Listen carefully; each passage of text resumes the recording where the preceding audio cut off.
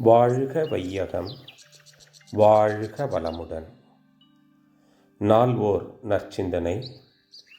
வாழ்க்கை மலர்கள். ஜனவரி 10. சினம் ஒரு சங்கிலி. ஒரு குடும்பத் தலைவனுக்கு அடிக்கடி சினம் வருகிறதென்று வைத்துக்கொள்வோம். அவனது மனைவி, மக்கள் மனநிலைகள் அதனால் பாதிக்கப்படும். அவர்கள் சோகம் கப்பிய முகத்தினர் ஆவார்கள். அவர்களது மனவலிமை குன்றிப்போகும். தோல்வி மனப்பான்மை அவர்களிடத்தில் தோன்றும். மறைவாக தீங்கு செய்யும் குணமுடையவர்கள் ஆவார்கள். அவர்களும் சிடுமூஞ்சிகளானாலும் ஆவார்கள். எளிதில் சினம் வயப்படும் பலவீனத்தை அவர்கள் பெற்றுவிடுவார்கள். அம்மட்டோடு போகுமா? போகாது. சினம் ஒரு சங்கிலி போன்றது, தொற்று நோய் போன்றது என்றும் சொல்லலாம்.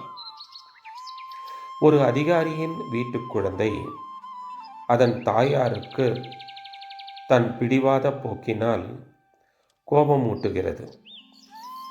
அதன் விளைவினால் அந்த அம்மாள் தன் கணவனிடம் எரிந்து விழுகிறாள். அந்த அதிகாரி இந்த கோபத்துடன் தன் அலுவலகத்திற்கு சென்று தன் பணியாளரிடம் சிடுசிடுவென பேசுகிறார்.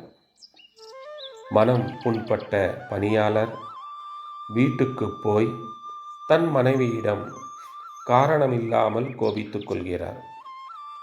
அந்த அம்மாள் உள்ள குமுறலுடன் இருக்கும் சமயம் அவள் குழந்தை வந்து ஏதோ கொடுக்கும்படி அவளை நச்சரிக்கிறது.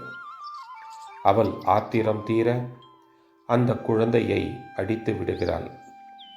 இப்படி சினமானது சங்கிலி தொடர் போல சென்று பலருக்கும் துன்பத்தை விளைவிக்கும்.